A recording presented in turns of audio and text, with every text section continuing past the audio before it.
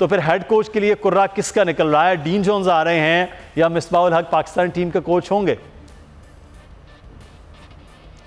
देखें, अब तक की जो अगर मैं आपको रिपोर्ट दूं तो मिसबाह फेवरेट हैं। पाकिस्तानी टीम के हेड कोच के लिए मिसबाह फेवरेट हैं। उसकी 2-3 वजूहात हैं। उसकी पहली वजह यह है कि मिसबाह को पाकिस्तान क्रिकेट बोर्ड ने कैंप कमांडेंट पहले से मुकर्रर कर दिया है। वो इस वक्त भी कज़ाफ़ी स्टेडियम के अंदर जो पाकिस्तानी टीम का कैंप लगा है वहाँ पर खिलाड़ियों की प्रैक्टिस की निगरानी कर रहे हैं। इसके अलावा मिसबाह पाकिस्तान क्रिकेट बोर्ड की क्रिकेट कमेटी में शामिल थे। मिसबाह ने वहाँ से इस्तीफ़ा दिया, उसके बाद उन्होंने आकर हेड कोच के लिए एप्लीकेशन थी।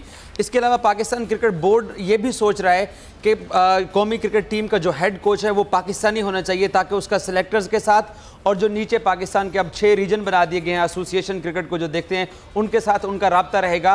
क्योंकि मिकी आर्थर और पाकिस्तान क्रिकेट के जो नीचे का जो सेटअप था उसमें एक बहुत बड़ा गैप था। यही वजह है कि मिसबाह फेवरेट हैं।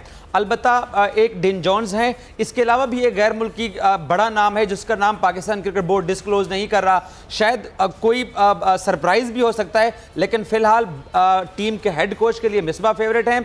बॉलिंग कोच के लिए वकार यूनिस फेवरेट हैं। आज वकार यूनिस ने भी अपना आकर पाकिस्तान क्रिकेट बोर्ड की जो कमेटी है उसको इंटरव्यू दिया।